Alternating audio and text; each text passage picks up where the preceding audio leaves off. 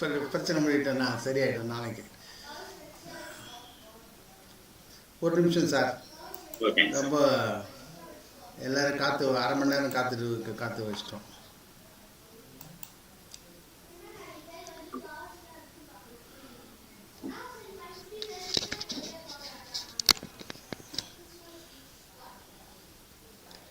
அன்பிற்கினிய அனைவருக்கும் வணக்கம். உங்கள் ஆஸ்ட்ரோ பாலா வேலூர். இப்போ நான் பேசுறது எல்லாருக்கும் கேட்குது. உங்களுக்கு வாய்ஸ் கிளியராக இருக்குல்ல சார்?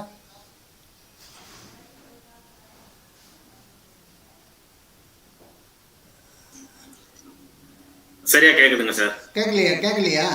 கேக்குது, நல்லா கேக்குது. ரைட், ஓகே, நல்ல பிரச்சனை இல்லை. ஸோ அனைவருக்கும் வணக்கம். இப்போ நம்ம இன்னைக்கு வேலூர் ஜோதிட ஆராய்ச்சியாளர்கள் சங்கம் சார்பாக ஜோதிடர்கள் மீட்டிங் நடந்து கொண்டு இருக்கிறது. இதில் முதல் கிளியரா இருக்குங்க ஐயா. கேட்குதா சார்? என்ன சொல்றீங்க?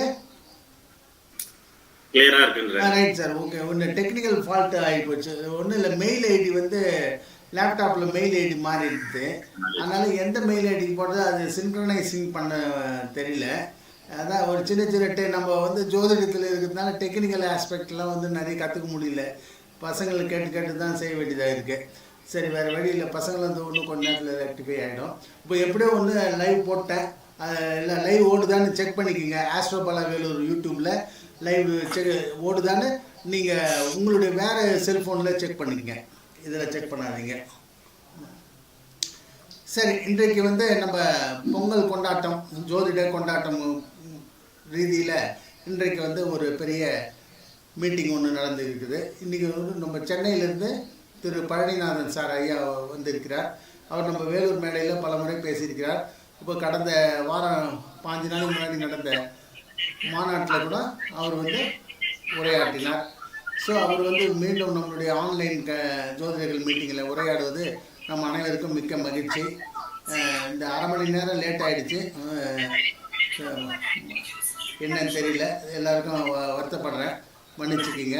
நம்ம தொடர்ந்து பேசுவோம். இப்பொழுது பழனிநாதன் சார் பேசுவார். அதை தொடர்ந்து அது சம்பந்தமாக மற்றவங்களும் பேசலாம். அவர் பேசி முடித்த பிறகு அவர் ஒரு 3/4 மணி நேரம் பேசுறதுக்கு வாய்ப்பு உண்டுன்னு நினைக்கிறேன். அது வரைக்கும் பேசுவார்னு நினைக்கிறேன். ஓகே சார், வாங்க sir. Welcome sir. Thank you sir. நீங்கள் பேசுங்க சார்.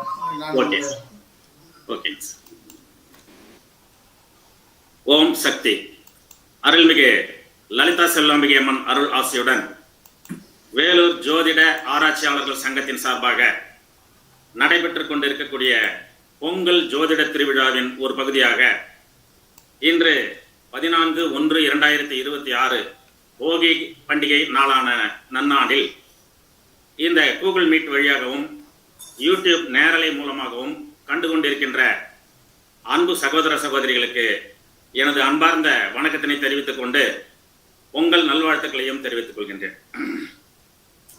இந்த அற்புதமான வாய்ப்பினை எனக்கு நல்கி இருக்கின்ற வேலூர் ஜோதிட ஆராய்ச்சியாளர்கள் சங்கத்தின் தலைவர் மரியாதைக்குரிய ஆஸ்ட்ரோ பாலா சார் அவர்களுக்கும் சங்க நிர்வாகிகளுக்கும் எனது நன்றியையும் பாராட்டுகளையும் தெரிவித்துக் கொள்ள கடமைப்பட்டிருக்கின்றேன். இன்றைக்கு போகி பண்டிகை.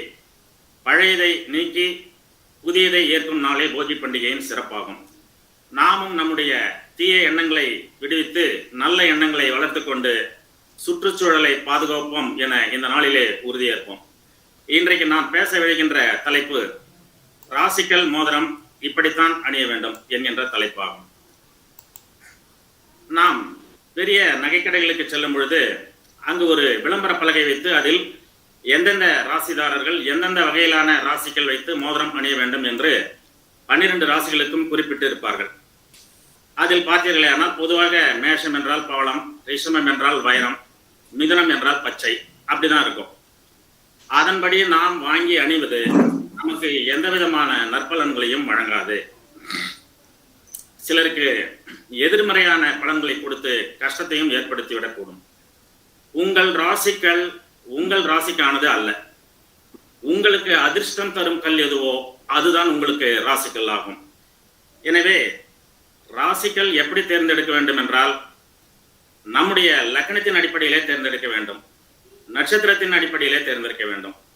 இந்த நட்சத்திரத்தின் அடிப்படையிலே தேர்ந்தெடுத்து நாம் அணியக்கூடிய கற்கள் நமக்கு ஒரு 50% நற்பலன்களை தரும். அதாவது அஸ்வினி என்றால் வைடூரியம், பரணி வைரம், கார்த்திகை மாணிக்கம், ரோகிணி முத்து, மிருகசீரிஷம் பவளம், திருவாதிரை கோமேதகம், புனர்பூசம் புஷ்பராகம், பூசம் நீலம், ஆயில்யம் மரகத பச்சை, மகம் வைடூரியம், பூரம் வைரம், உத்திரம் மாணிக்கம், அஸ்தம் முத்து, சித்திரை பவளம், சுவாதி கோமேதகம், விசாகம் புஷ்பராகம், அனுஷம் நீலம், கேட்டை மரகத பச்சை, மூலம் வைடூரியம், பூராடம் வைரம், உத்திராடம் மாணிக்கம், திருவோணம் முத்து, அவிட்டம் பவளம், சதயம் கோமேதகம், பூரட்டாதி புஷ்பராகம், உத்திரட்டாதி நீலம், ரேவதி மரகத பச்சை. இது நட்சத்திரத்திற்கு அந்த நட்சத்திராதிபதிகளுடைய அந்த இதன்படி நம்ம நட்சத்திரம் என்னங்கிறத பார்த்து அதற்கான கற்களை வாங்கி அணிந்தோமானால் அது நமக்கு ஒரு 50% ஒரு நற்பலன்களை தரக்கூடிய வல்லவையாகும். மேற்கண்ட நட்சத்திரத்தில் பிறந்தவர்கள் இதில் பரிந்துரை செய்துள்ள கற்களை அவரவர் பொருளாதார வசதிக்கேற்ப வெள்ளியிலோ தங்கத்திலோ வாங்கி அணியலாம். இது நான் சொன்னது பாரு ஒரு 50% தான் நமக்கு நன்மையை தரும். அப்படியெனில் நம்முடைய லக்னத்தின் அடிப்படையில் நாம் தேர்ந்தெடுத்து அணிந்தால் அது நம்மை ஒரு கவசம் போல் பாதுகாத்து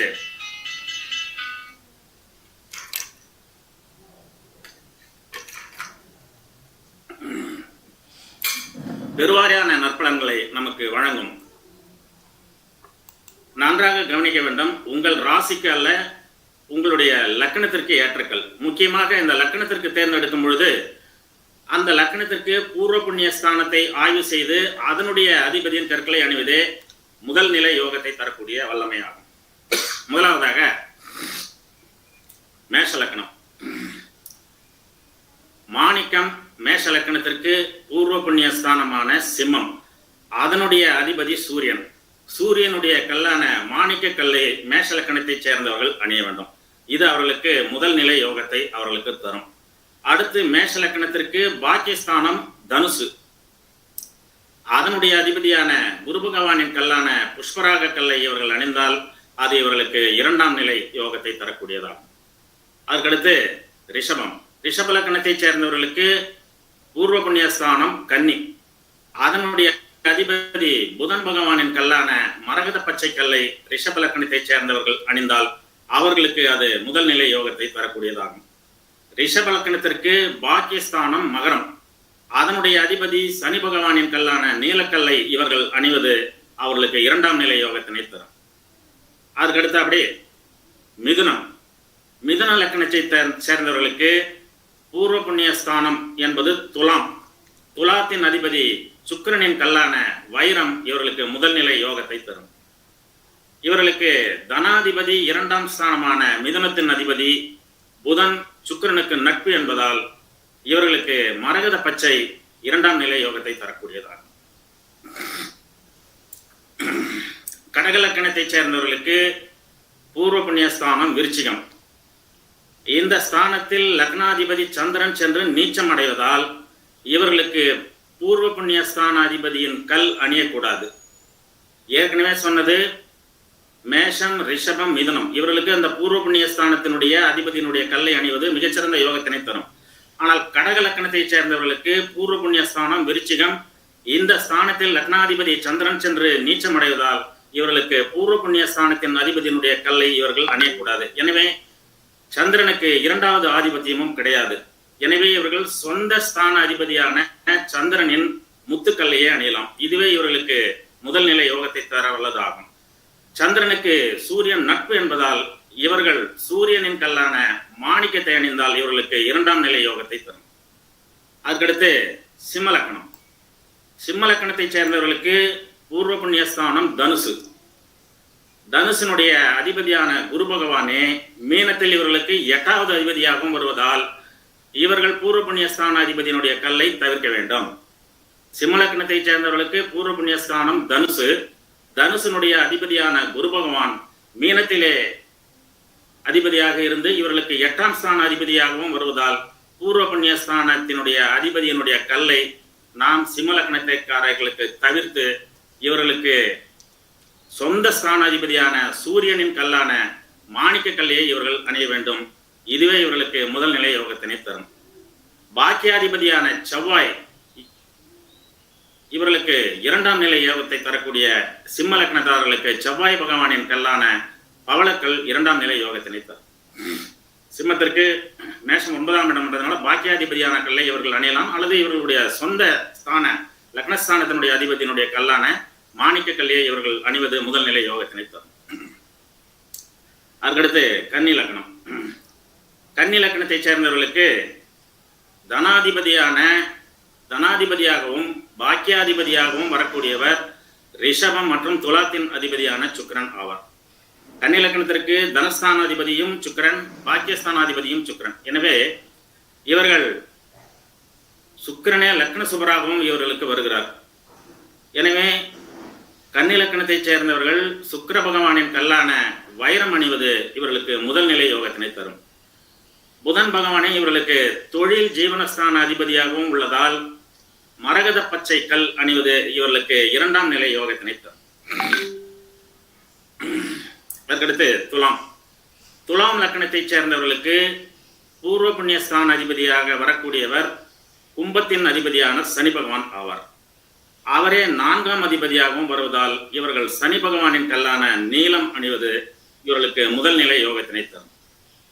பாக்கியஸ்தானமான மிதுனத்தின் அதிபதியான புதன் பகவானுடைய மரகத பச்சை அணிவது இவர்களுக்கு 2ஆம் நிலை யோகத்தை தரக்கூடிய வல்லமை பொருந்திய கல்லாகும். துலாம் லக்னத்தை சேர்ந்தவர்களுக்கு பூர்வ புண்ணியஸ்தான அதிபதியாக வரக்கூடியவர் கும்பத்தின் அதிபதியான சனி பகவான், அவரே 4ஆம் அதிபதியாக வருவதால் இவர்கள் சனி பகவானின் கல்லான நீலக்கல் அணிவது இவர்களுக்கு முதல் நிலை யோகத்தையும், பாக்கியஸ்தானமான மிதுனத்தின் அதிபதியான புதன் பகவானின் மரகத பச்சை அணிவது இவர்களுக்கு 2ஆம் நிலை யோகத்தினையும் தரும். விருச்சிக லக்னத்தை சேர்ந்தவர்களுக்கு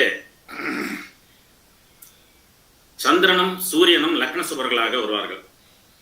லக்னாதிபதி செவ்வாய் கடகத்தில் நீச்சம், பாக்கியாதிபதியாக உள்ள சந்திரன் கடகத்தின் அதிபதியாக இருந்து விருச்சிகத்தில் நீச்சம்.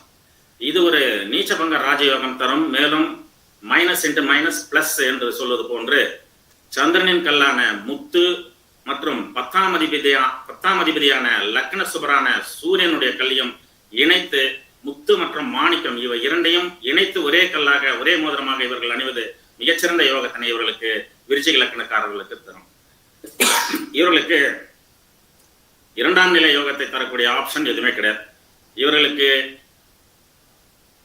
2ஆம் அதிபதியாகவும் பூர்வ புண்ணியஸ்தானாதிபதியாகவும் குரு பகவான் வருவதால் இவர்கள் குரு பகவான் கல்லான கனக புஷ்பராகம் கல்லை அணிவது இவர்களுக்கு ஒரு வகையான 2ஆம் நிலை யோகத்தினை தரவுள்ளதாகும். அடுத்து தனுசு லக்னம். தனுசு லக்னத்தை சேர்ந்தவர்களுக்கு பூர்வ புண்ணியஸ்தானம் மேஷம், அதன் அதிபதியாக விளங்கக்கூடிய செவ்வாய் இவர்களுக்கு 12ஆம் அதிபதியாகி விரையப்படுத்தக்கூடிய வகையில் விருச்சிகத்தின் அதிபதியாக உள்ளதால் செவ்வாயின் கல்லை தவிர்த்து பாக்கியாதிபதியாகிய சிம்மத்தினுடைய அதிபதி சூரியன் இவர்களுக்கு லக்ன சுபராகவும் வருவதால் சூரிய பகவானின் கல்லான மாணிக்கத்தை அணிவது இவர்களுக்கு முதல் நிலை யோகத்தை தரவல்லதால். தனுசு லக்னத்தை சேர்ந்தவர்களுக்கு பூர்வ புண்ணியஸ்தானம் மேஷம், அதன் அதிபதியாக செவ்வாய் இவர்களுக்கு 12ஆம் அதிபதியாகி விரயத்தை ஏற்படுத்தக்கூடிய வகையில் உள்ளதால் இவர்கள் அந்த பூர்வஸ்தான அதிபதியினுடைய கல்லை தவிர்த்து லக்ன சுபராக உள்ள சூரிய பகவான் பாக்கியாதிபதியாகவும் உள்ளதால் முதல் நிலை யோகத்தை தரக்கூடியது சூரிய பகவானினுடைய மாணிக்க கல்லே ஆகும். தன்னுடைய சொந்த ஸ்தான மற்றும் 4ஆம் அதிபதியாகவும் குரு பகவானே வருவதால் இவர்களுக்கு குரு பகவானின் கல்லான புஷ்பராக கல் அணிவது இவர்களுக்கு 2ஆம் நிலை யோகத்தை தரவல்லக்கூடியது. மகர லக்னம். மகர லக்னத்தை சேர்ந்தவர்களுக்கு பூர்வ புண்ணிய ஸ்தானம் ரிஷபம், தொழில் உத்தியோக ஜீவனஸ்தானம் துலாம், இரண்டுமே சுக்கிர பகவானின் வீடுகள் ஆகும். மேலும் சுக்கிர பகவான் இவர்களுக்கு லக்ன சுபராகவும் உள்ளதால் சுக்கிர பகவானின் கல்லான வைரமே இவர்களுக்கு முதல் நிலை யோகத்தினை தரும். மகர லக்னத்தை சேர்ந்தவர்களுக்கு பூர்வ புண்ணியஸ்தானம் ரிஷபம், தொழில் உத்தியோக ஜீவனஸ்தானம் துலாம், இரண்டுமே சுக்கிர பகவானினுடைய வீடுகள். சுக்கிர பகவானினுடைய வைரக்கல்லை இவர்கள் அணிவது மகர லக்னத்தை சேர்ந்தவர்களுக்கு மிகச்சிறந்த முதல்நிலை யோகத்தினை தரும். சனி பகவானுக்கு புதன் பகவான் நட்பு என்பதால் புதன் இவர்களுக்கு பாக்கியாதிபதியாகவும் வருவதால் மரகத பச்சை இவர்களுக்கு 2ஆம் நிலை யோகத்தை தரக்கூடிய ராசிக்கல் ஆகும். அதற்கடுத்து கும்பம். கும்பலக்கணத்தை சேர்ந்தவர்களுக்கு பூர்வ புண்ணியஸ்தானம் மிதுனம், மிதுனத்தின் அதிபதி புதன் இவர்களுக்கு 8ஆம் அதிபதியாகவும், கன்னி ராசியின் மூலமாக இவருக்கு 8ஆம் அதிபதியாக வருகிறார். இவர்கள் பூர்வ புண்ணிய ஸ்தானாதிபதியினுடைய கல்லை பயன்படுத்தக்கூடாது. இவர்களுக்கு 4ஆம் அதிபதியாகவும் 9ஆம் இடமான பாக்கியாதிபதியாகவும் வரக்கூடியவர் சுக்கிரனே ஆவார். கும்பலக்கணத்தைச் சேர்ந்தவர்களுக்கு பூர்வ புண்ணிய ஸ்தானம் மிதுனம், மிதுனத்தின் அதிபதி புதன், புதனே இவர்களுக்கு 8ஆம் அதிபதியாகவும் விரயஸ்தான அதிபதியாகவும் வருவதால் இவர்கள் பூர்வ புண்ணிய ஸ்தான அதிபதியினுடைய கல்லை தவிர்த்து பாக்கியாதிபதியாக வரக்கூடிய 4ஆம் அதிபதியாகவும் பாக்கியாதிபதியாகவும் வரக்கூடியவர் சுக்கிரன். எனவே இவர்கள் சுக்கிரனுடைய கல்லான வைரக்கல் அணிவது இவர்களுக்கு மிகச்சிறந்த முதல்நிலை யோகத்தினை இவர்களுக்கு தரும். இவர்களுக்கு செகண்ட் ஆப்ஷன் இவங்களுக்கு கிடையாது. அடுத்து மீன லக்னம். மீன லக்னத்தை சேர்ந்தவர்களுக்கு தனாதிபதி செவ்வாய், பாக்கியாதிபதியும் செவ்வாய். எனவே இவர்கள் செவ்வாயின் பகவானின் கல்லான பவளம் அணிவது இவர்களுக்கு நல்ல முதல்நிலை யோகத்தினை தரும்.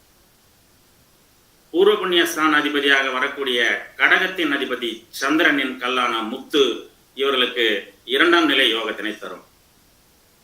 மீன லக்னத்திற்கு தனாதிபதி செவ்வாய், பாக்கியாதிபதியும் செவ்வாய். எனவே இவர்கள் செவ்வாய் பகவானின் கல்லான பவளத்தை அணிவது இவர்களுக்கு முதல்நிலை யோகத்தினை தரும். அல்லது சொந்த ஸ்தானம் மீனத்தின் அதிபதி குரு பகவானே 10ஆம் அதிபதியாகவும் வருவதால் புஷ்பராக கல்லை அணிவதும் இவர்களுக்கு 2ஆம் நிலை யோகத்தினை தரும். இதுபோல தேர்வு செய்து லக்ன வாரியாக லக்னத்திற்கு பூர்வ புண்ணிய ஸ்தானம் மிகச் சிறந்த முறையில் வலுவான நிலையில் உள்ளதா என்பதை ஆய்வு அதிபதியினுடைய கல்லை தேர்வு செய்து அணிய வேண்டும். அல்லது 9ஆம் அதிபதியாக விளங்கக்கூடிய பாக்கியாதிபதியினுடைய கல்லை இவர்கள் அணிய வேண்டும். அந்தந்த ராசிகளுக்கு பொதுவாக குறிப்பிடப்பட்டிருக்கின்ற கல்லை இவர்கள் அணிவது எந்த லக்னத்தை சேர்ந்தவர்களுக்கும் ராசிகள் அணிவது எந்தவித பயனையும் தெரியாது. அவர்களுடைய லக்னத்திற்கேற்ற 5ஆம் அதிபதி அல்லது 9ஆம் அதிபதியினுடைய கல்லை தேர்ந்தெடுத்து அணியும் பொழுது அபிராம பட்டர் அம்பாளிடம் வேண்டிக் கொண்ட 16 செல்வங்களான கல்வி, அறிவு, ஆயுள், ஆற்றல், இளமை, துணிவு, பெருமை, பொன், பொருள், புகழ், நிலம், நன்மக்கள், நம்பிக்கை, நோயின்மை, முயற்சி, வெற்றி ஆகிய 16 செல்வங்களையும் தந்து கலையாத கல்வி, வெற்றிக்கு வழிகாட்டக்கூடிய கல்வி, குறையாத வயது, நீண்ட ஆயுள், கபடு வாராத நட்பு, நம்பிக்கையான நல்ல நண்பர்கள், குன்றாத வளமை, வளமான வாழ்க்கைக்கு தேவையான பொருளாதாரம், குன்றாத இளமை, உழைப்புக்கு தளராத உடல் வலிமை, கழுவிலி இல்லாத உடல், நோயற்ற வாழ்க்கை, சலியாத மனம், கலங்காத எந்தவித துன்பத்துக்கும் கலங்காத சலிக்காத ஒரு மனத்தின்மை, அன்பகலாத மனைவி, மாறாத அன்பை செலுத்தக்கூடிய மனைவி, தவறாத சந்தானம், அறிவு, ஆற்றல், ஒழுக்கம், ஆயுள், இதில் மிகச்சிறந்த விளங்கக்கூடிய குழந்தை பாக்கியம், தாழாத கீர்த்தி, மேன்மேலும் வளரக்கூடிய பொருளும் புகழும், மாறாத வார்த்தை, உண்மை, தடைகள் வாராத கொடை, இல்லை என்று சொல்லாத உதவி செய்யக்கூடிய ஒரு நற்பண்பு, தொலையாத நிதியம், சிக்கனம் மற்றும் சேமிப்பு பழக்கம், கோணாத கோல், நேர்மையும் திறமையும் கொண்ட குடும்ப நிர்வாகம், உதவி, பெரிய தொண்டரோடு கூட்டு, பெருமக்களுடைய தொடர்பு, தூயனின் பாதத்தில் அன்பு என்பது இறை நம்பிக்கை. இவைகள் எல்லாம் கிடைக்க செய்யும். அதுக்கடுத்து இவ்வாறு லக்னத்திற்கு நாம் தேர்ந்தெடுத்து அணியும் பொழுது மோதிர விரலிலும், பெண்கள் இடதுகை மோதிர விரலிலும் அணிய வேண்டும். குறிப்பாக இரவு நேரங்களில் அந்த ராசிகள் மோதிரத்தை கழற்றி வைத்துவிட்டு மறுநாள் காலை குளித்தபின் மீண்டும் அணிந்தால் மேற்கூறிய அனைத்து செல்வங்களும் அவர்களுக்கு நிச்சயமாக கிடைக்கும். அதுக்கடுத்து இன்னும் சிறிது நேரம் இருப்பதால் இப்போ நாம் 12 லக்னக்கும் எப்படிப்பட்ட ராசிகள் லக்னத்திற்கு பாக்கியாதிபதி பூர்வ புண்ணிய ஸ்தானாதிபதியினுடைய கல்லை அணிய வேண்டும் என்பதை பார்த்தோம். இன்னும் சற்று டைம் இருக்கிறதுனால 2 யோகங்களை பற்றி நான் இங்கே குறிப்பிடலாம் என்று இருக்கின்றேன். முதலாவதாக புதன் ஆதித்ய யோகம். புதன் ஆதித்ய யோகம் என்பது அறிவு சார்ந்த வகையிலே முன்னேற்றம், பட்டம், பதவிகளை தந்து ஜாதகரை உயர்த்திவிடும். அரசு சார்ந்த நிறுவனங்களில் அதிகாரமிக்க பதவிகளை வழங்கி அந்த மாதிரியான பதவிகளை வழங்கக்கூடிய கிரகமான சூரியனுடன் ஒரு சில இடங்களில் புதன் இணையும் அம்சம்தான் இந்த புத ஆதித்ய யோகம். நாம் எல்லோரும் நினைத்துக் கொண்டிருக்கின்றோம் 12 ராசிகளிலே சூரியனும் புதனும் எந்த ஸ்தானத்திலே அமர்ந்திருந்தாலும், இணைந்து அமர்ந்திருந்தாலும் அது புத ஆதித்ய யோகம் என்று நாம் நினைக்கின்றோம். நிச்சயமாக அது கிடையாது. குறிப்பாக சொல்ல வேண்டுமானால் லக்ன பாவத்தில் இருந்து 1, 4, 8 இந்த ஸ்தானங்களில் புதனும் சூரியனும் அமர்ந்திருந்து இதில் சூரியனோ அல்லது புதனோ ஆட்சி உச்சம் பெற்றிருப்பதுதான் இந்த புத ஆதித்ய யோகத்தின் முதல் தரமான யோகம் ஆகும். சூரியன் மற்றும் புதன் இரண்டே வீடுகளில் தான் ஆட்சி அல்லது உச்சம் அடையக்கூடிய தன்மை பெற்ற கிரகங்கள் என்பது நமக்கு தெரிந்தது. அதே போன்று இந்த அடிப்படையிலே நாம் பார்க்கும் பொழுது ஒரு மேஷ லக்ன ஜாதகரை எடுத்துக்கொண்டால் அவர்களுக்கு மேஷத்திலேயே சூரியனும் புதனும் இணைவு இருக்கிறது என்று எடுத்துக்கொண்டால் அரசு போட்டித் தேர்வு, வெற்றி, அதிகாரம், பதவி, அந்தஸ்து மேஷத்தில் இவர்கள் இருக்கும் பொழுது மகர லக்னக்காரர்களுக்கு மேஷம் 4ஆம் வீடு ஆகினால் இதே போன்ற பலன்கள் மேஷத்திலே சூரியனும் புதனும் அமர்ந்திருக்கக்கூடிய மகர லக்னக்காரர்களுக்கும் கிடைத்துவிடும். கன்னி லக்னக்காரர்களுக்கு சூரியனும் புதனும் மேஷத்திலே இருக்கும் பொழுது அது 8ஆம் வீடு, அவர்களுக்கும் இந்த யோகம் உண்டு. கூடுதலாக வெளிநாடு வெளிமாநிலம் சென்று பணி செய்து அபரிமிதமான பொருள் ஈட்டக்கூடிய யோகத்தையும் கன்னி லக்னக்காரர்களுக்கு மேஷத்திலே சூரியனும் புதனும் இருந்தால் புதாதித்ய யோகம் ஏற்படுத்தி தரும். அது மட்டுமல்லாமல் புகழ், கலைத்துறை, சாதனை புரியக்கூடிய அம்சம், புகழ்பெற்ற எழுத்தாளராகக்கூடிய வல்லமையும் கன்னி லக்னக்காரர்களுக்கு மேஷத்திலே சூரியனும் புதனும் இணைந்திருந்தால் அவர்களுக்கு அது கிடைக்கும். விருச்சிக லக்னக்காரர்களுக்கு மிதுனத்தில் சூரியன் புதன் இணைவு, இது ஒரு புதன் ஆதித்ய யோகம். 8ஆம் வீடாக வருவதால் வெளிநாடு, பொருளாதார உயர்வு, ரகசியமான தொழில்கள், துப்பறிவாளர்கள், IB போன்ற துறைகளை ஆராய்ச்சி படிப்பில் வெற்றி காண்பது இதெல்லாம் அவர்களுக்கு தரும். ஆனால் மீன லக்னக்காரர்களுக்கு மிதுனம் 4ஆம் இடமாக இருந்தாலும் இந்த யோகம் வேலை செய்யாது. ஏனெனில் மீனத்தில் புதன் நீச்சம் பெறுவதால் இந்த யோகம் அவர்களுக்கு வேலை செய்யாது. அதற்கடுத்து சிம்ம லக்னத்திற்காரருக்கு வருவோம். சிம்ம லக்னத்தை சேர்ந்தவர்களுக்கு சிம்மத்திலே சூரியன் புதன் இணைவு முதல் நிலை புதாதித்ய யோகமாகும். அதிகாரம், அரசு வேலை, IAS, IPS போன்ற முதல் நிலை பதவிகளை அலங்கரிக்கக்கூடிய தன்மையை அந்த சிம்ம லக்னக்காரர்களுக்கு சிம்மத்திலேயே சூரியனும் புதனும் இணைந்து புத ஆதித்ய யோகமாக ஏற்பட்டு அவர்களுக்கு இந்த அமைப்பினை தரும். ரிஷப லக்னக்காரை சேர்ந்தவர்களுக்கு சிம்மத்தில் புதன் சூரியன் இணைவு இருந்தால் ரிஷபத்திற்கு சிம்மம் 4ஆம் வீடாக வருவதால் வீடு, வாசல், சொத்து, சுகம் ஆகியவைகளை தந்து ரிஷப லக்னக்காரர்களையும் புத ஆதித்ய யோகம் அதனுடைய தாக்கத்தை ஏற்படுத்தி அவர்களை முன்னேற்றம் செய்துவிடும். மகர லக்னக்காரர்களுக்கு சிம்மத்திலே சூரியன் புதன் இணைவு, இதுவும் புதன் ஆதித்ய யோகம் தான். 8ஆம் வீடாக வருவதால் நான் சொன்னது போன்று 1, 4, 8 இந்த இடங்களிலே இருக்க வேண்டும். 8ஆம் வீடாக வருவதால் விபரீத ராஜயோகமாக ஏற்பட்டு திடீர் தனவரவு, ஷேர் மார்க்கெட் யோகம், அதிர்ஷ்ட வரவுகள், எதிர்பாராத தனவரவு இதெல்லாம் அவர்களுக்கு கிடைக்கும். கன்னி லக்னத்தில் லக்னத்திலேயே சூரியன் புதன் இணைவு, இதுவும் ஒரு முதல் நிலை புத ஆதித்ய யோகம் ஆகும். அறிவு சார்ந்த உயர் பதவிகள், நிர்வாக திறமை மிக்க பதவிகள், அரசு சார்ந்த நிறுவனங்களில் அதிகாரமிக்க பதவி இதெல்லாம் அவர்களுக்கு கிடைக்கும். மிதுன லக்னக்காரர்களுக்கு கன்னியிலே சூரியன் புதன் இணைவு, கன்னி 4ஆம் வீடாக வருவதால் கலைத்துறையில் சாதனை படைக்கக்கூடிய, அதன் மூலம் முன்னேற்றம், புகழ் கிடைக்கக்கூடிய ஒரு புத ஆதித்ய யோகம் அவர்களுக்கு கிடைக்கும்.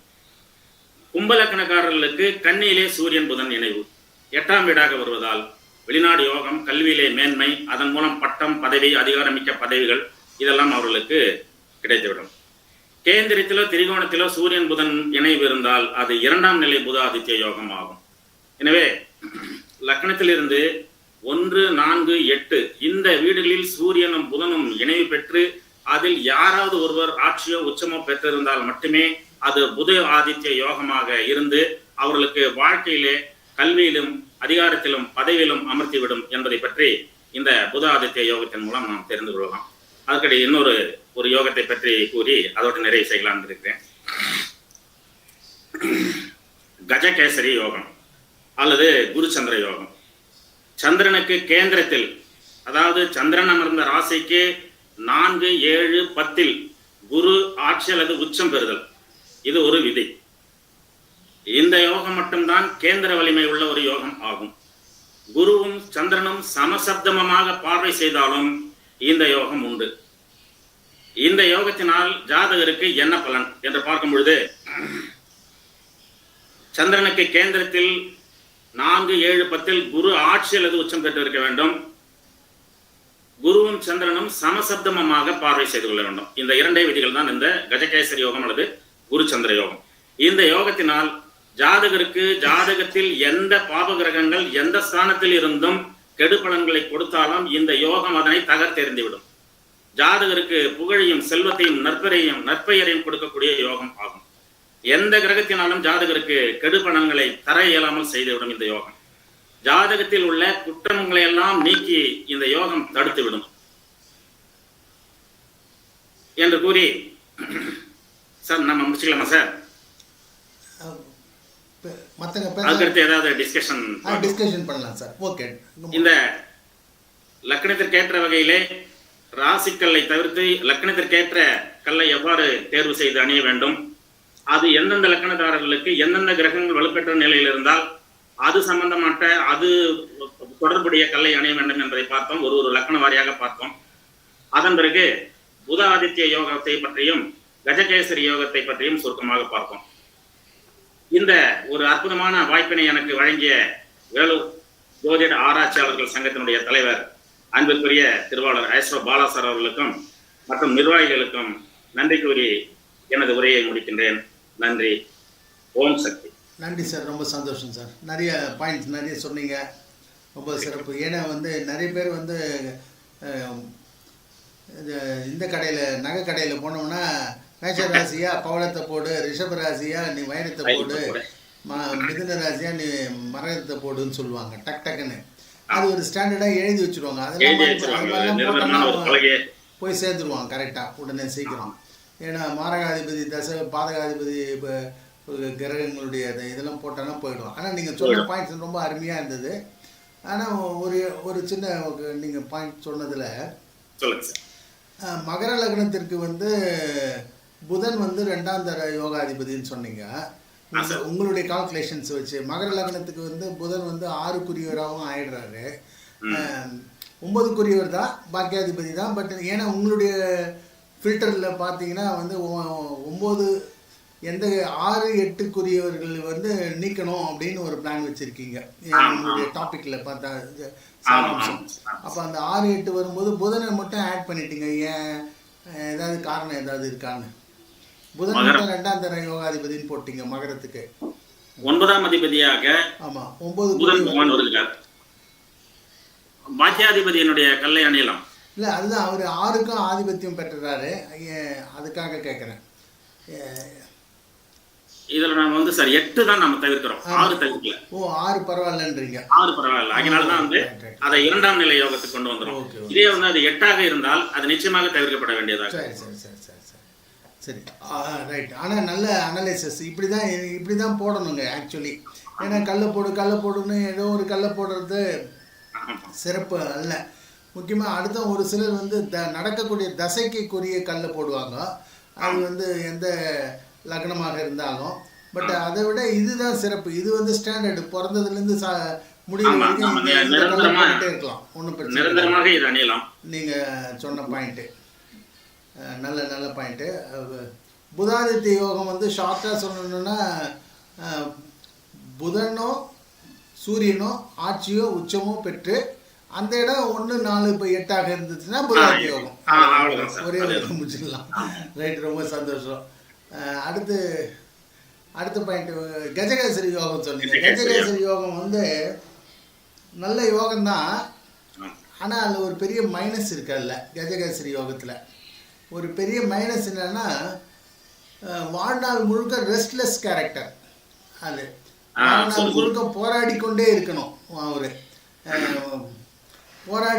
போராடி தான் அதாவது ஜெயிக்கணுமே தவிர அமைதியா சந்தோஷமா சாப்பிட்டோமா தூங்கணுமான்னு நிம்மதி கொஞ்சம் குறைவதில்லை. வெற்றி இயங்கிக் கொண்டே இருப்பாங்க. எப்பவுமே இயங்கிக் கொண்டே இருப்பார்கள். ரொம்ப மற்ற கிரகங்களால இவர்களுக்கு எந்த கெடுபலன்களையும் வழங்க இயலாது. பெரும்பாலும் எல்லா கிரகங்களுமே வீக் ஆயிடும். கஜகேசரி யோகம் சந்திரனுக்கு கேந்திரத்தில் 4, 7, 10 குரு ஆட்சி அல்லது உச்சம் பெற்றிருந்தால் அவர்கள் மற்ற எந்த கிரகங்களும் எந்த தசாபுக்தி நடக்கும் பொழுதும் இந்த அமைப்பை சேர்ந்த ஜாதகர்களுக்கு பெரிய விதமான நல்ல பாதிப்புகள் பாயிண்ட், நல்ல பாயிண்ட். கிடைக்காது. ஆமாம், அதில் ஒன்று என்னன்னா தூங்காமல் இருப்பான், அலர்ட்டாக இருப்பான் எப்பவுமே. அதுதான் ஒரு பெரிய மைனஸ் அது. ரைட்டு. மற்றபடி லைஃப் வந்து வெற்றி தான். அதில் நல்ல வெற்றி, ஒன்று. ஆமா. ஆமாம், நல்ல பாயிண்ட்ஸ், ரொம்ப அருமையான ஜாதகருக்கு பெயர், புகழ், செல்வம், செல்வாக்கு எல்லாமே கிடைக்கும். ரெண்டு. ஆமாம், செல்வாக்கு செல்வம் எல்லாமே ஆளுநர் அழகராஜா தான் அவர். அது ஒன்றும் சந்தேகமே கிடையாது. என்ன அதில் வந்து சந்திரனுக்கு 10ல் குரு இருந்தாலும் இல்லை குருவுக்கு அதாவது 4-10 வந்து சூப்பராக யோகம் நல்லா ஒர்க் அவுட் ஆகுது. ஆமா. 7 வந்து கொஞ்சம் இடிக்குது, அங்கே சந்திர யோகம் வந்து மாட்டிக்குது அங்கே அந்த இடத்துல. அது கொஞ்சம் இதுவாக இருக்கு. பட் இருந்தாலும் நாட் பேட், அதுவும் ஒன்றும் பிரச்சனை கிடையாது. ஓகே, ரொம்ப சந்தோஷம் சார். உங்களுடைய கருத்துக்களை சொல்லலாம். அருணாச்சலம் பேசலாம், வாங்க. வெல்கம் சார், வாங்க சார். அருணாச்சலம் கூட பேசுங்க சார். வெல்கம் சார், வாங்க சார். சார் வணக்கம் சார். சந்தோஷம், வாங்க சார். Welcome sir. சார் சிறப்பாக இருந்தது சார் உங்களோட ஆய்வு. இதில் எனக்கு ஒரு கேள்வி என்னன்னா, இப்போ ரிஷப லக்னம், சனி வந்து 9-10 சரிங்க சார். அவரோட நீலக்கல் இப்போ நம்ம போடலாம். அவர் இருக்கிற ஸ்தானம் நம்ம பார்க்க வேண்டாம் இல்லையா? இப்போ எனக்கு அதுக்கு வந்து 6ல் உச்சமாக இருக்காரு. அவரோட நீலக்கல் எடுத்துக்கலாங்களா? ஏன்னா புதனோடது போடும்போது கொஞ்சம் சில பிரச்சனைகளை கொடுத்தது. அது எதனாலன்றது தெரிஞ்சுக்கணும். ஏன்னா 2-5 ராகு அங்கே இருக்கிற கிரகத்தை பார்க்கணுமா வேண்டாமா? கூட வந்து ஏதாவது இயற்கை அந்த பாப கிரகங்கள் இணைவு இதெல்லாம் இருந்தா அந்த பர்த் சார்ட்ல அது மாதிரி ஏதாவது இருந்தா அதை நாம முதல் நிலை யோகத்தை தரக்கூடிய கல்லை தவிர்த்து 2ஆம் நிலை யோகத்தை தரக்கூடிய கல்லை தேர்ந்தெடுத்துட்டோம்னா இதுவே முதல் நிலை யோகமாக மாறிவிடும். அதையும் நம்ம அனலைஸ் பண்ணணும். ஆமா, அதையும் அனலைஸ் பண்ணணும். முதல் நிலை யோகத்தை பொதுவாக ரிஷப லக்னத்தை சேர்ந்தவர்களுக்கு பூர்வ புண்ணிய ஸ்தானம் கன்னி, அதனுடைய அதிபதி புதன் பகவானின் கல்லான மரகத பச்சை இவர்களுக்கு முதல் நிலை யோகத்தினை தரும். ஆனால் 2ஆம் நிலை யோகத்தினை தரக்கூடியது சனி பகவானின் கல்லான பாக்கியஸ்தானமான சனி பகவானுடைய கல்லான நீலக்கல்லாகும். இது 2இல் எதை தேர்ந்தெடுக்க வேண்டும்? 2வது கல்லே முதல் நிலை யோகத்தை தரக்கூடிய கல்லாகவும் மாறும். அது அந்த பிறந்த ஜாதகத்திலே அந்த புதன் பகவான் எந்த வகையிலே அமர்ந்திருக்கின்றார், உடன் பாபகிரகங்கள் இருக்கின்றதா என்பதை ஆய்வு செய்து அதை தவிர்த்து நாம் 2ஆம் நிலை ஆப்ஷனை நாம் கையில் எடுத்துக்கொள்ளலாம். சரிங்க, தேங்க்யூ சார். இந்த பாயிண்ட்ல ஒரு என்னுடைய கருத்து. இப்போ வந்து எந்த கிரகமாக இருந்தாலும், இப்போ புதன் கிரகத்துக்கு போட்டீங்க நீங்க. புதன் கிரகம் போட்டதுனால என்ன ஆகும்னா புதனுக்குரிய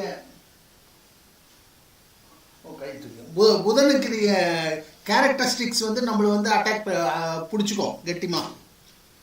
எப்போ புதனுக்குரிய கேரக்டர் வந்து என்னென்னா ஆர்குமெண்ட்டு, பேசுறது, அமைதியாக இருக்குது. அதில் இருக்கக்கூடிய நெகட்டிவ்ஸும் நம்மளை பிடிச்சிக்கும். ஒரு கிரகம் இருக்குதுன்னா கிரகத்தினுடைய பாசிட்டிவ் மட்டும் நம்மளை பிடிக்காதுங்க, இன்க்ளூடிங் நெகட்டிவ் பிடிக்கும். இப்போ நீங்கள் ரிஷப லக்னத்திற்கு வந்து சனியினுடைய ஸ்டோன் ப்ளூ ஜாகுவார் போட்டிங்கன்னா எப்படி இருக்கும் அப்படின்னா நிலப்புலன்கள் அதிகமாக கிடைக்கும் உங்களுக்கு. ஆட்கள், வேலை ஆட்கள் நிறைய கிடைப்பாங்க. ஆனால் அதே நேரத்தில் ஒரு மந்தத்தனம் இருக்கும், உடம்புல வந்து கொஞ்சம் அசதி இருக்கும், இருந்துட்டே சோம்பல் தன்மையும் அசதியும் இருக்கும். இதனால என்ன ஆகும்னா பெண்கள் கிட்ட இருந்து வெறுப்பையும் சம்பாதிப்பீங்க. அப்போ என்ன, நான் ப்ளூ ஜாகுவாரை போட்டுட்டு நான் ரோட்டில் மன்மத மாதிரி போக முடியலன்னு வருத்தப்பட முடியாது. நல்லா புரிஞ்சுக்கிங்க. ஏன்னா ப்ளூ ஜாகுவார் அதையும் செய்யும். ஆனால் செல்வ நிலையை பயங்கர செல்வத்தை கொடுத்துரும், வேலை ஆட்கள் அதிகமாக, சபார்டினேட்ஸ் அதிகமாக கொடுத்துருவாங்க உங்களுக்கு, எல்லாமே பண்ணும். இது வந்து துணுக்குல பார்த்தேன் நான். ஆஹா, எனக்கு ஒரு நல்ல கருங்காலி மாலை கிடைச்சிருச்சு, நான் வாங்கி இன்னைக்கு போட்டுட்டேன், நாளைக்கே என்னுடைய கடன்கள் அனைத்தும் ஒழிஞ்சிட போது, நான் மிகப்பெரிய பணக்காரனா வருவேன் அப்படின்ட்டு ஒரு கீழே ஒரு காமெடி போட்டிருந்தாங்க. அந்த மாதிரி இந்த கல்லை அணிவதனாலேயே எந்த விதமான இதுவும் ஆட்டோமேட்டிக்கா வந்துடாது. நம்மளுடைய உழைப்பு, நேர்மை இதெல்லாமும் இருக்கு. பிறந்த ஜாதகத்தில் இருக்கக்கூடிய ஜாதக அமைப்புகள், கிரக நிலைகள் இதெல்லாமும் சேர்ந்து ஒத்துழைக்கணும். கூட ஒரு சைட் சப்போர்ட், மாரல் சப்போர்ட்டா இது நமக்கு ஒரு தடிக்கு விழாத அளவிற்கு ஒரு பாதுகாப்பாக, ஒரு கவசமாக இருக்கும். இப்போ ஜெம்மாலஜி வந்து வேல்யூ இருக்கு, இல்லைன்னு சொல்ல முடியாது. ஜெம்மாலஜில சுத்தமா இல்லைன்னு சொல்ல முடியாது. இப்போ உதாரணத்துக்கு ஒரே ஒரு பாயிண்ட் என்னன்னா, இப்போ நம்ம வந்து நம்ம வீட்டை சுற்றி கண்ணாடி நிறைய வச்சுட்டீங்கன்னு வச்சுங்க, உங்களுக்கு சுக்கர அம்சம் ஆட்டோமேட்டிக்காக வந்துடும். இப்போ வீட்டில் வந்து பெரிய நிலை கண்ணாடிகள், ஒவ்வொரு ரூம்லையும் ஒரு பெரிய பெரிய நிலை கண்ணாடி வச்சாவே ஆட்டோமேட்டிக்காக சுக்கர அம்சம் நிச்சயமாக வந்துடும். அப்போது அந்த ஒரு அதே மாதிரி தான் கல் போடும்போது அதுக்குரிய வேல்யூ நிச்சயமாக உண்டு, டெஃபினட்டாக உண்டு. அதனால் அது வேல்யூ இருக்குது, இல்லைன்னு சொல்ல முடியாது. இப்போ என்ன ஒன்று கல்லே தான் போடணுமா, பணக்காரன் மட்டும்தான் கல் போடணும், கல் இல்லாதவன் என்ன பண்ணுறதுன்னா அதுக்கு நிறைய வேல்யூ, அதுக்கு வேற சப்ஸ்டியூட்ஸும் இருக்குது, இல்லை சொல்ல. வெள்ளியிலும் அணியலாம், வெள்ளியிலோ தங்கத்திலோ அவரவர்களுடைய பொருளாதார வசதிக்கு ஏற்ப அந்த லக்ன ரீதியாக தேர்ந்தெடுத்து வெள்ளியிலோ தங்கத்திலோ அணியலாம். முக்கியமாக இரவு நேரங்களில் கட்டி வச்சிடணும், மறுநாள் காலையில குளித்த பின் அணிய வேண்டும். இதை ஒரு பழக்கமா வச்சுக்கிட்டாங்கன்னா அந்த கல் வந்து அவங்களுக்கு இன்னும் கூடுதலான நன்மைகளை தரும். கல்லுல ஓப்பன் செட்டிங் சொல்றாங்களா, அதுக்கும் வந்து இதுக்கும் ஏதாவது வித்தியாசம் இருக்குங்களா? அது வந்து இந்த பவழ கல் மட்டும் அந்த மாதிரி போடுவாங்க சார், பின்பகுதியில அந்த மோதிரத்துக்கு பின்பகுதியில் ஓட்ட போட்டு அது வந்து நமக்கு கீழே அந்த நம்மளுடைய ஸ்கின்ல படுற மாதிரி போடுவாங்க. பட் அதனால ஒன்றும் இல்லை சார். நம்ம எப்படி ஓகே ஓகே. முருகன் சார் பேசலாம், வாங்க. வெல்கம் சார், பேசுங்க சார். சார் முருகன் சார் வாங்க சார். மியூட்ல இருக்காரு. அனைவருக்கும் வணக்கம். குரு வாழ்க குருவே துணை. ஐயா வணக்கம் ஐயா. நல்ல ரொம்ப சந்தோஷம் சார். சொன்னீங்க, பாயிண்ட்ஸ் எல்லாம் கொஞ்சம் டெக்னிக்கலாவே கொண்டு வந்தீங்க. எப்படி இருக்குதுன்னு கேட்டீங்கன்னா, நீங்க கொடுத்த பாயிண்ட்ஸ் எல்லாம் நாம பிறந்த குழந்தைக்கு பேர் வைப்போம். பேர் வைக்கும் போது பூர்வ புண்ணிய ஸ்தானாதிபதி 9 குடையவன் 1, 5, 9ல எது பலமா இருக்குதுன்னு பார்ப்போம். அந்த கான்செப்டை இதுக்கும் பயன்படுத்தி இருக்கிறீங்கன்னு நினைக்கிறேன். ஆமா சார். அப்ப இதுக்கு பயன்படுத்தும் போது இது நல்ல பலன் தருது. எனக்கு இந்த சிந்தனை எனக்கு வர்றது உண்டு, ஆனா நான் அதை பயன்படுத்த சொல்ல. நான் வந்து என்னுடைய வாடிக்கையாளர்களுக்கு இதை மாதிரி தான் பரிந்துரைக்கிறேன். அதை அவங்க பயன்படுத்தி முதல்ல வெள்ளியில வாங்கி போடுங்க. ஒரு பிளஸ் ஆர் மைனஸ் நீங்க ஒரு வாரம் 10 நாள் பாருங்க. ஏதாவது ஒரு பிளஸ் பாயிண்ட் ஒரு 10 நாட்களில் உங்களுக்கு தெரியுதுன்னா, உங்களுக்கு வசதி இருந்தால் அதுக்கப்புறம் நீங்க தங்கத்தில் கூட வாங்கி அணிஞ்சிக்கலாம்னு போட்டிருக்கேன். நிறைய பேர் அதனுடைய ஃபீட்பேக் எனக்கு கொடுத்துருக்காங்க. அற்புதமான வேலை செய்யுது சார், இது ரொம்ப அருமையா இருக்கு. ஐயா சொன்னாரு கஜகேசரி யோகத்தை பத்தி. உண்மைதான் அது. அந்த கஜகேசரி யோகம் இருக்கிறவங்களுக்கு வாழ்நாள் முழுக்க எதிரிங்க இருந்துகிட்டே இருக்கிறாங்க. என்னங்க ஐயா நான் சொல்றது சரிங்களா ஐயா? ஆமா சார். ஐயா வேலுங்க ஐயா. ஆமா ஆமா ஆமாங்க சார், கரெக்ட் சார். அந்த பூரா அவனுக்கு அவன் பின்னால இருந்துன்னு அவனை தொல்லை கொடுத்துக்கிறதுக்கே ஒரு கும்பல் இருக்கும், கூட்டம் இருக்கும். அதனால அவன் ரெஸ்ட்லெஸ் கேரக்டர்னு சொன்னேன். அரசியல்ல இருந்தாலும் சரி, எப்படியா இருந்தாலும் அந்த தூக்கம் இல்லாத போயிடும். ஆமா சார் சொன்னார் பாருங்க, அந்த மாதிரிதான் எந்நேரமும் ராப்பகலா உழைக்கக்கூடியவர், சுறுசுறுப்பா இயங்கக்கூடியவர், எதிரிகள் இருப்பாங்க. ஆனால் கிரகங்கள் அவர்களுக்கு எந்தவித கெடுதல்களையும் தராது, கெடுதல் பண்ணாது. அது கரெக்டா ஐயா சொன்னதனுடைய தாற்பயம் 100% உண்மைதான். அது அதனாலதான் அது கஜகேசரி யோகம் கொஞ்சம் அவத்தோட வேலை செய்ய வேண்டிய சூழ்நிலையில போகுது. ரொம்ப நல்லா இருந்தது, அற்புதமா இருந்தது. நல்ல உரை, நல்ல மீட்டிங், நல்ல செட்டிங்ஸ். ரொம்ப நன்றி ஐயா. நன்றி சார். நன்றி சார். நன்றி சார். நாளைக்கு 11 மணிக்கு இருக்கு மீட்டிங்கு. கேள்வி கேட்டாரு, அந்த 6, 8 நீங்க கன்சிடர் பண்ணிருக்கீங்களான்னு. இப்ப அதே மரகத பச்சை புதன் அது துலார் லக்னத்துக்கு பண மதிபதியாகவும் வராரு, அது பரவாயில்லைங்களா? அது ஒரு கேள்வி. அதே போல நீங்க ஸ்டார்ட் பண்ணும் போதே வந்து நீங்க ராசி பிரகாரம் போடக்கூடாது, நட்சத்திரத்துக்கு எல்லா 27 நட்சத்திரத்துக்கும் கல்கள் சொன்னீங்க. அப்போ ஒரு ராசி கட்டத்துல வரும்போது, அதாவது பாக்கியாதிபதியாவோ இல்ல பூர்வ புண்ணிய ஸ்தானாதிபதியா வரும்போது அதுக்குள்ள 3 நட்சத்திரங்கள் இருக்கு இல்லையா? அப்ப அதுல எந்த நட்சத்திரத்துக்கு போடலாம்? இது என்னோட முதல் கேள்வியோட கண்டினியூவேஷன். 2வது கேள்வி வந்து நீங்க இது சொல்லிடுங்க. Okay sir. அதாவது முதலில் நட்சத்திரத்துக்கு அணிவது, கேது பகவானுடைய வைடூரியத்தை வந்து அஸ்வினி மகம் மூலம் இவர்களுக்கு சொல்லியிருப்பேன். ஸோ இதை மாதிரி அணிவது வந்து அவர்களுக்கு முழுமையான இந்த லக்கணத்தின் வாரியான இந்த பலனை அவங்களுக்கு கொடுக்காது, நிச்சயமா கொடுக்காது. இதோ நம்ம வந்து அதை நம்ம அஸ்வினி நட்சத்திரம் பிறந்திருக்கோம் அப்படிங்கிறதுனால ஒரு வைடூரியம் வைத்த கல் மோதிரம் அணிகிறோம் அப்படிங்கிறது தான் வந்து ஒரு அழகுக்காக ஒரு ஸ்டைலுக்காக அணிகிற மாதிரி தான் இருக்கும் வழிய, அது நான் சொன்னக்கூடிய இந்த அருமையான செல்வாக்கு புகழ், செல்வாக்கு, அந்தஸ்து, இந்த மாதிரியான கௌரவம் இதெல்லாம் வந்து வழங்குவதற்கான அது ஒரு வாய்ப்புகள் இல்லை. அது ஒரு அதுக்கு தான் வந்து அந்த நட்சத்திரத்தின் அடிப்படையில் தேர்வு செய்து அது ஒரு 50% தான் கொடுக்கும் சிலருக்கு. பொதுவாக இந்த லக்னத்தின் அடிப்படையில் தேர்வு செய்யும் பொழுது தான் அது முழுமையான பலன்களை தரும் அப்படின்னு நம்ம முதலே சொல்லியிருக்கோம். ரெண்டாவது வந்து துலாம் லக்னத்தை சேர்ந்தவர்களுக்கு பூர்வ புண்ணிய ஸ்தானாதிபதியாக வரக்கூடிய கும்பத்தினுடைய அதிபதியான சனி பகவான் அவரே 4ஆம் அதிபதியாகவும் வந்துடுறாரு அப்படிங்களா? மகரத்துக்கு தான் சார், துலாத்துக்கு தான் சார் கேட்டீங்க. அவர்களுக்கு சனி பகவானின் கல்லான நீலக்கல் அணிவதுதான் அவர்களுக்கு முதல் நிலை யோகத்தினை தரும். அதற்கடுத்து பாக்கியஸ்தானமாகிய மிதுனம் அவர்களுக்கு 9ஆம் இடமாக வருதுங்க. பாக்கியாதிபதியா வந்து புதன் இருக்கார். ஸோ அந்த புதன் பகவானை அந்த கல் அணிவது வந்து அது 2ஆம் நிலை யோகம் தான். ஏன் 2ஆம் நிலை அப்படிங்கிறதுக்காக தான் வந்து 12ல வந்து 12ஆம் இடமாக அவரு இருக்கிறாருங்கிறதுனால நாம் அதை 2ஆம் நிலை யோகத்துக்காக. நன்றி சார், நன்றி சார். நல்ல நல்ல பாயிண்ட் சார், நல்ல பாயிண்ட் சார். இன்னொரு 2வது கேள்வி சார்.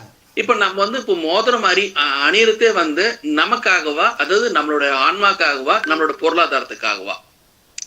பொதுவா வந்து நான் வந்து லட்சாதிபதி ஆகணும், இது ஆகணும், அந்த மாதிரி சமுதாயத்துல உயர்ந்து வரணும் அப்படின்னும் போது, அப்படி இருக்கும்போது நாம 1, 5, 9 தான் நம்ம எடுத்திருக்கோம். பட் ஆக்சுவலா பொருளாதார ரீதியா வந்து கேந்திரங்கள் 1, 4, 7, 10 இல்லைங்களா?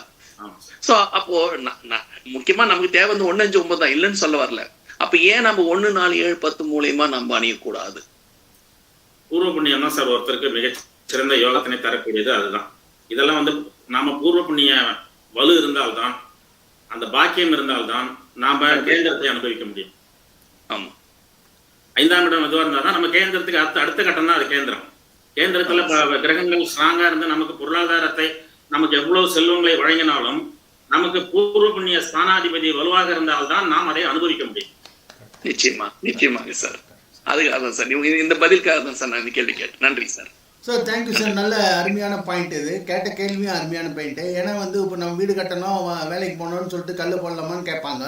அவனுக்கு வந்து 5ஆம் பாவத்து கல் போட்டு சந்தோஷமா இருடா, நிம்மதியாக இருடான்னு சொல்லிட்டு அவனை ஸ்டாப் பண்ணிவிடுவோமே தவிர அவனுக்கு மற்றது ஆனால் கேந்திரங்களை அனுபவிக்கிறேன்னா திரிகோணங்கள் ஸ்ட்ராங்காக இருக்கணும் கண்டிப்பாக.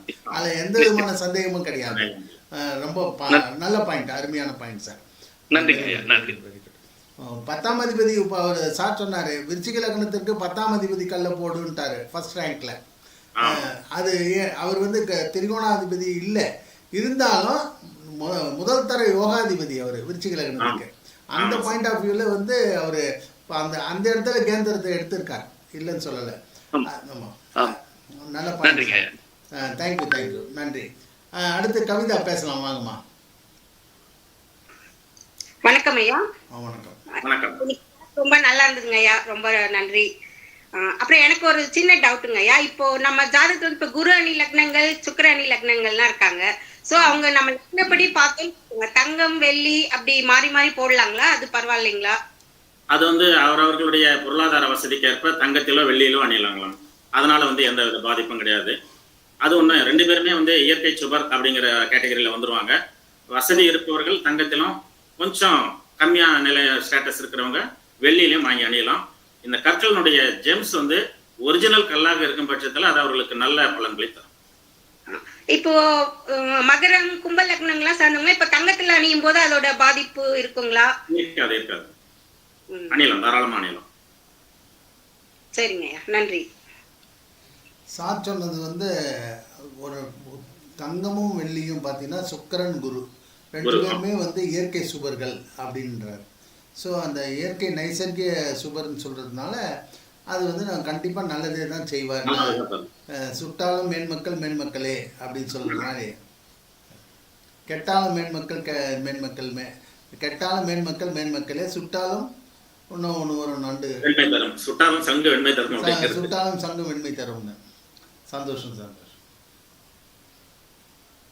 ஒருத்தர் கேட்டிருக்காங்க சார், லைவ்ல பார்த்துட்டு இருக்காரு ஒருத்தர், மூர்த்தின்னு ஒருத்தர் கேட்டிருக்காரு, கடகராசி சிம்ம லக்னம் அகண்ட சாம்ராஜ்ய யோகம் எந்த வயதில் உருவாகும்னு கேட்கிறாரு.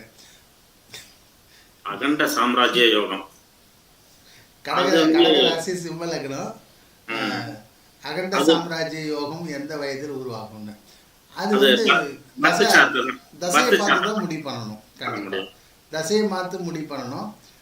முக்கியமா வந்து அந்த கடக சிம்ம லக்னமா இருக்கிறதுனால உங்களுக்கு வந்து செவ்வாய் தசை வந்து யோகத்தை கொடுக்கலாம், பயங்கரமான யோகத்தை கொடுக்கலாம். இப்போ இன்னொன்று சிம்ம லக்னமா இருந்தாலும் நீங்க ராசி கடகராசின்னு ஆயிட்டீங்க. கடகராசின்னு ஆனதுனால சந்திரன் வந்து 12ஆம் இடத்துல மறைகிறாரு. அப்போ மதிகாரகன் மறையும் போது அந்த அகண்ட சாம்ராஜ்ய யோகத்தை வந்து என்ஜாய் பண்ற பவர் இருக்குமான்னு டவுட்டு. அடுத்த பாயிண்ட், ஏன்னா அது கொடுத்தாலும் அதை என்ஜாய் பண்ண முடியுமா? ஏன்னா மதிகாரகன் கடகராசியாக இருப்பதனால. ஆமா, மதிகாரகன் 12இல் மறைந்து போயிட்டான். அது ஒரு பெரிய மைனஸ் பாயிண்ட் அது. ரைட். ஓகே, சந்தோஷம். நான் தேங்க்யூ மூர்த்தி, வாழ்த்துக்கள், ஹாப்பி பொங்கல். இப்போ அடுத்து சக்திவேல் வெயிட் பண்ணிட்டு இருக்காரு பேசுறதுக்கு. வாங்க சக்திவேல். எல்லாத்துக்கும் வணக்கம் சார். வணக்கம் வணக்கம் சார். எங்க பாலா சார் சொல்லுவாரு, என்ன வேலை செஞ்சாலும் வேலை செஞ்சுக்கிட்டு இருக்கும்போதே முருகன் சாருக்கு வணக்கம், நம்ம சதி சாருக்கு வணக்கம், கவிதா மேடத்துக்கு வணக்கம், எல்லாருக்கும் நம்ம குழுவில் அத்தனை பேருக்கும் வணக்கம். எங்க பாலா சாருக்கு முதல் வணக்கம். ரெண்டாவது எங்க சீஃப் கெஸ்ட்டுக்கு தான் ரொம்ப முதல் வணக்கம்னு 2 தடவை சொல்லியிருக்கேன். இன்னும் 3வது தடவையா வணக்கம்னு சொல்லிட்டோம். சார் நீங்க சொன்ன எல்லா மேட்டரும் சூப்பர் சார், அழகா இருக்கு சார், தெளிவா இருக்கு சார். மிக்க நன்றி சார். இதுல என்ன ஒரு சின்ன விளக்கம்னா, ரத்தின கல் அப்படின்னா என்ன கான்செப்ட் அப்படின்னா, நீங்க கல் என்ன எத்தனையோ விதமான கல் போடலாம். அதோட டோட்டல் மேட்ரு என்னன்னு கேட்டீங்கன்னா, ரத்தினம் பிளஸ் கல், ரத்து தினம் பிளஸ் கல். ரத்துன்னு நினைச்சது நீ அன்னன்னைக்கு நடக்கக்கூடிய தவறுகள், கெட்டது, தீய சக்தி எல்லாமே ரத்து பண்ணக்கூடிய சக்தி. ரத்தினம் அப்படின்னா தினம் நடக்கக்கூடிய அனைத்து தீய சக்தியிலும், கர்ம சக்தியிலும், ஆகார சக்தியிலும் மனசுல தோன்றினாலோ வெளி நடந்தாலோ ரத்து பண்ணக்கூடிய சக்தி இந்த கல்லுக்கு உண்டு. அதனாலதான் ரத்து பண்ணும். ரத்தினத்தை நீக்கிறதுன்னு அர்த்தம். தினம் நடக்கக்கூடிய சம்பவத்தை நீக்கக்கூடியதுனாலதான் ரத்தினம்னு வச்சாங்க. கல்லுன்னா என்ன, எந்த கல்ல போறையோ அந்த கல்லுக்கு உண்டுன்னு சொல்லுவாங்க. இது சொல்வழி. அதுக்காகத்தான் மோதிர கல்ல போடுவாங்க. மோதிரம்னா என்ன, அது ஒரு கான்செப்ட் இருக்கு இல்லையா. சரலக்கணம் ஸ்திரலக்கணம் இருக்கு. சரலக்கணக்கார மோதிரம் போட்டா என்ன செய்வான், ஸ்திரலக்கணத்துக்கார மோதிரம் போட்டா என்ன செய்வான்னு ஒரு கான்செப்ட் இருக்கு. அது நிறைய விஷயங்கள் இருக்கு. ஆனால் ஸ்திரலக்கணத்துக்காரனுக்கு கல்லாப்பட்டில் உட்காந்துட்டு வியாபாரம் பண்றவன், உட்காந்துட்டு தொழில் பண்றவன், வணிகத்தை நோக்கி பயணிக்கிறவன், வியாபாரத்தின் மேல உள்ளவங்களுக்கு கல்லு அழகாக வேலை செய்யும். கண்டிப்பா. அதே மாதிரி கடினமான வேலை பார்க்குறவன், விவசாயம் பார்க்குறவன், உள்ள பார்க்குறவன், நீண்ட நாளா வேலை பார்க்குறவன், கிணத்துக்குள்ள தண்ணி இறங்கி பார்க்குறவன், அந்த மாதிரி உள்ள ஒரு கல் ஒர்க் அவுட் ஆகாது. ஸோ இப்போ சார் நீங்க போட்டுங்க சட்டை போட்டு அழகா போட்டு சும்மா ஜொலிக்கிறீங்க, நீங்க கல் போட்டுக்கலாம். பாலாசர் வெள்ளை சட்டை போட்டுருக்காரு, அழகா இருக்குது, அவர் கல் போட்டுக்கலாம். நான் டீ அடிச்சுக்கிட்டு இருக்கேன், நான் எந்த கல்லை போடுறது அப்படின்னு ஒரு விஷயம் இருக்கு. சரி சார், இப்ப கல்லுல இப்ப 5 விரல் இருக்கு. 5 விரலுக்கு நிறைய பேர் மோதிரம் போடுறாங்க. என்ன சார் செய்ய, மோதிரத்துக்குன்னு உள்ள விரல் மோதிர விரல். ஆனா 5 விரலையும் மோதிரம் போடுறாங்களே, என்ன சார் கான்செப்ட்? சரி தப்பா கான்செப்ட் நான் சொல்றேன். இல்ல இருக்கட்டும், அது ஒரு பக்கம் இருக்கட்டும் சார். ஆனால் எல்லாத்துக்கும் மேல இந்த கல்லோட வைபவத்தை நீங்க சொன்னீங்க பாத்தீங்களா, இரவு ஆனால் கலட்டி வச்சுட்டு பகலானால் உத்தியோக நிமித்தமாகவோ தொழில் நிமித்தமாகவோ போடும்போது போட்டோம் நல்லா இருக்கும். அந்த காலத்துல என்ன செய்வாங்கன்னா, மோதிரம் மாத்தி கல்யாணம் பண்ணிக்கிடுவாங்க.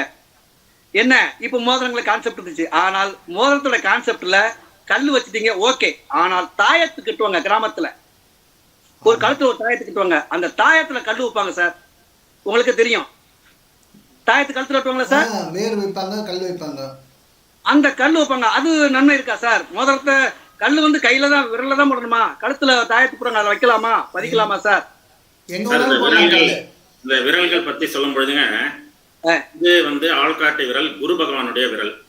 கொஞ்சடா. இது நடுவிரல் சனி மற்றும் சுக்கிர பகவானுடைய விரல். ஆமா. இது மோதிர விரல் செவ்வாய் மற்றும் சூரியனுடைய விரல். ஆமா. இது சுண்டு விரல் சந்திரன் மற்றும் புதனுடைய விரல். இது வந்து குரு பகவான் சாத்வீகமானவர். நடுவிரல் சனி மற்றும் சுக்கிரன் சேர்ந்து போச்சு. செவ்வாய் மற்றும் சூரியன் மோதிர விரல். சுண்டு விரல் சந்திரன் மற்றும் புதன் வீக்கான கிரகங்கள். இதுல இந்த இது மட்டும்தான் அந்த ஆட்சியும் வலிமையும் உச்சமும் அதிகாரமும் பவரும் நம்பிக்கையும் கொடுக்கக்கூடிய இந்த செவ்வாய் மற்றும் சூரியனுடைய கல்லான மோதிரக்கல் தான். நம்ம யாருக்குமே இதைதான் நம்ம பரிந்துரை செய்யணும். இப்ப கல்லு போடுறது வந்து நீங்க ரத்தினம் சொன்னீங்க, ரத்து தினம்னு. அதே கல்லு வந்து என்னன்னா இட்ஸ் ஒன்லி ரிஃப்ளெக்டர், அவ்வளவுதான்.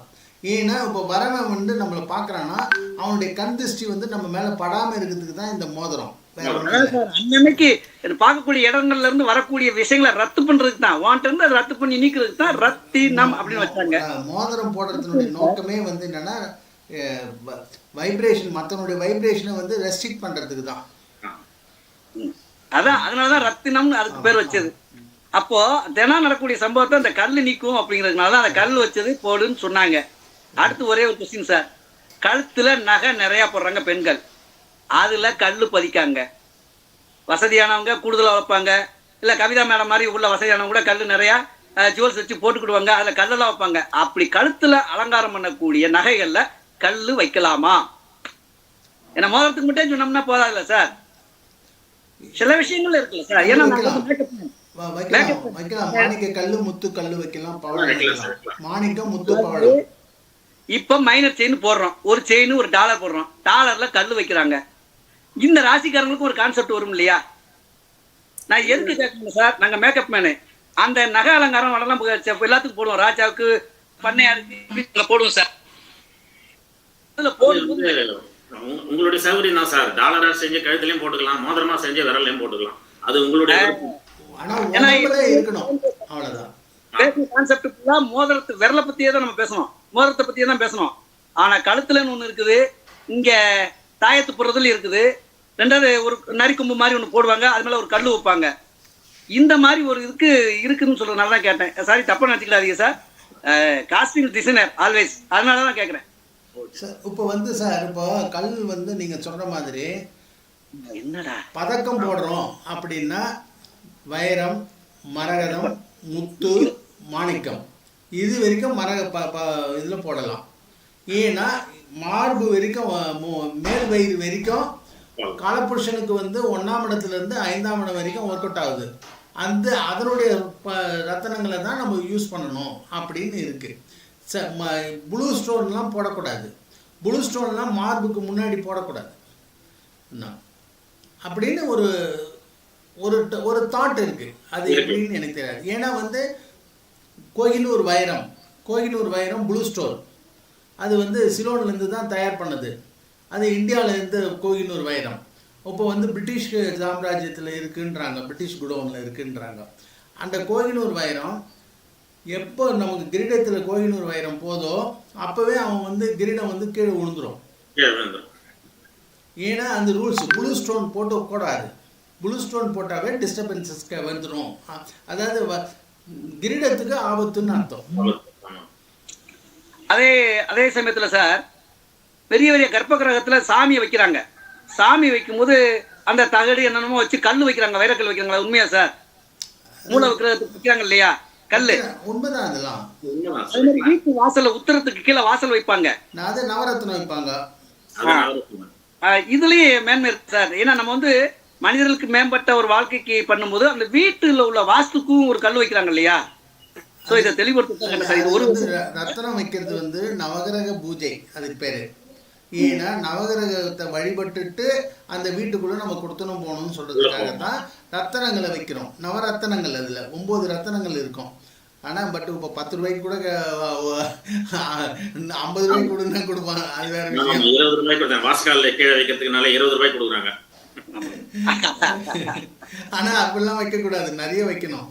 ஆனால் தான் சோமநாதபுரம் நம்ம இதில் இருக்க என்னது குஜராத்தில் இருக்க கஜினி முகமது படையெடுத்தார் 16 முறை சோம்நாத் டெம்பிள்ல அவ்வளோ வைரங்கள் இருந்துதான். இதுல ஒரு கான்செப்ட் எப்படின்னா சார், பாம்பு கக்கி அந்த கல்லை கக்கும், நாகரத்ன கல் இருக்கு, அந்த கல்லுக்கு வலிமை இருக்குன்னு கிப்டுன்னு பாம்பெல்லாம் அடிக்க ஆரம்பிச்சாங்க ஒரு காலத்துல. ஆக நான் சொன்ன மோதிரத்து கல்லுகளை பத்தி தெரிஞ்ச ஜோசியரை தாண்டி வேற விஷயத்த மைண்ட்ல ஏத்தாத.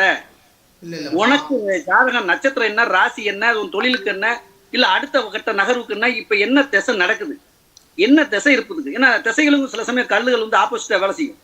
அதனால ஜோசியத்தை கேட்காம நீயா கற்பனை பண்ணி விளம்பரத்தை பத்தி போடாத. ரன்னிங் திசை ஓடுதா, அந்த ரன்னிங் திசைக்கு இந்த கல்லு சப்போர்ட் பண்ணுமா? நமக்கு இந்த சப்போர்ட் பண்ணக்கூடிய திசைகளை நோக்கித்தான் நம்ம நகரணும். எங்க பாலா சார், அது ஆஸ்ட்ரோ வேலூர் இருக்க பாலா சார் சொன்னதுதான் அந்த இது ஐடியா இதுதான். சோ கேள்விகள் எதுவும் கேட்கறேன்னு தப்பா நினைச்சுக்கிறாதீங்க சார். ஒரு நல்லதான், நல்ல கேள்வி கேட்கறது நல்லதுதான். பட் வந்து என்னன்னா ஜோதிடராய் நீங்க புரிஞ்சுன்னே கேட்க கூடாது. அதான் இல்ல சார். நம்ம இந்த இப்ப பாருங்க, இப்ப நம்ம திசை இருப்புல வந்து நம்ம இப்ப மோதிரம் போட சொல்லிட்டீங்க, ஓகே.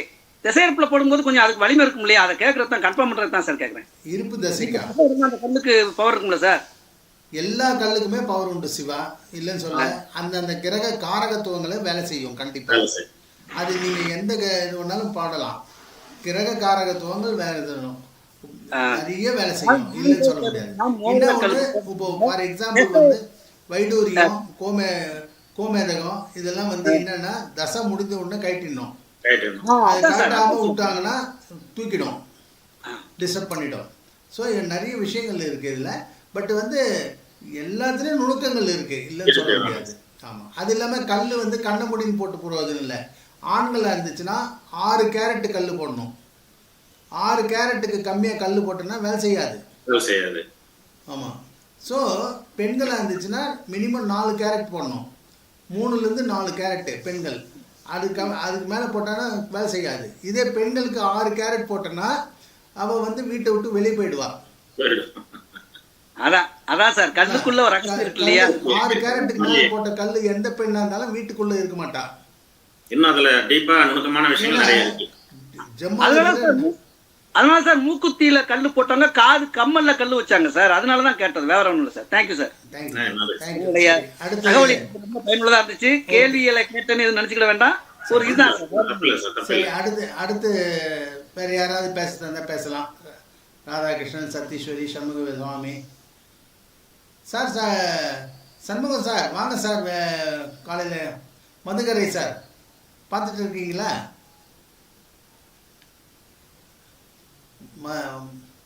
சரி, ரைட், ஓகே. சரி சார், ரொம்ப முடிச்சிட்டோம். வேறு யாருக்குன்னா கொஸ்டின் இல்லைன்னா நம்ம இந்த செஷன் முடிச்சுக்கலாம். ஆமாம், செஷன் முடிச்சுக்கலாமுங்களா? சரி. Once again thank you sir. ஆமாம், ஒன்ஸ் அகைன் தேங்க். ஸோ நான் முடிச்சிடுறேன் சார், அப்புறம் தேங்க்ஸ். ஸோ இது நேரம் வரைக்கும் நமக்கு ஒரு நல்ல ஒரு அனாலிசிஸ். எப்பவுமே வந்து ஜோதிடர்கள் மீட்டிங்னாவே ஒரு அனாலிசிஸ் தான். இதில் வந்து எல்லாரும் ஒருத்தருக்கு ஒருத்தர் ஷேர் பண்ணிக்கிறது ஒரு பெரிய ரொம்ப நல்லது அப்படின்னு சொல்லலாம். ஏன்னா வந்து பொங்கல் கொண்டாட்டத்தில் பொங்கலில் வந்து ஒருத்தர் வீட்டில் பொங்கல் பானை வச்சோம்னு வச்சுங்க, இன்னொருத்தர் பக்கத்து வீட்டில் வந்தாங்கன்னு வச்சுங்க, என்னங்க பொங்கல் சாப்பிடுங்கன்னு வாங்க. என்ன சொல்லுவாங்க? இல்லை நான் எங்கள் வீட்லேயும் பொங்கல் சாப்பிட்டேன்னுவான். நீ உங்கள் வீட்டில் சாப்பிட்டா கூட எங்கள் பொங்கலை கொஞ்சம் சாப்பிட்டு பாருங்க அப்படின்னு சொல்லிட்டு ஒரு வாயாவது கொடுப்போம். அதே மாதிரி தான் ஜோதிடர்களுடைய கருத்துக்கள்.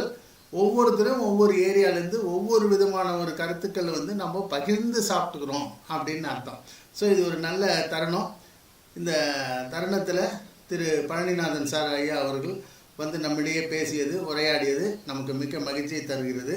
நிறைய விஷயங்களை தெரிஞ்சுட்டோம், ரொம்ப நல்லது. இதே மாதிரி இன்னும் காணும் பொங்கல் வரைக்கும் மீட்டிங் உண்டு. நாளைக்கு வந்து கோகிலவாணி அவர்கள் பேசுகிறாங்க. நாளைக்கு வந்து சக்தி கணேஷ் ப்ளஸ் வந்து முருகன் சார் பேசுகிறாரு.